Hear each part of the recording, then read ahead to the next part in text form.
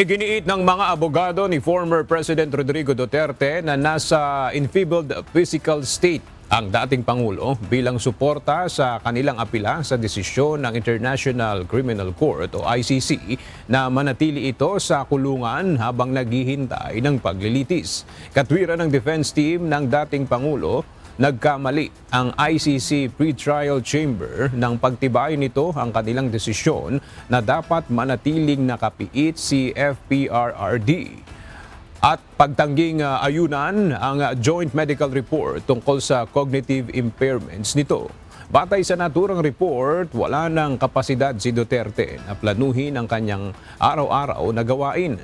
Kaya't lalo na umanong wala itong kakayahan na planuhin pa ang kanyang pagtakas sa mga magbabantay sa kanya.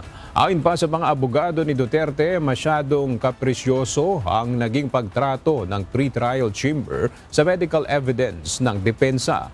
Una nang tinanggihan ng pre-trial chamber ang hiling ng kampo ni Duterte na makalaya muna ito habang nakabinbin pa ang paglilitis sa kaso nitong murder na katumbas ng crimes against humanity dahil sa mga napatay sa ilalim ng war on drugs ng kanyang administrasyon.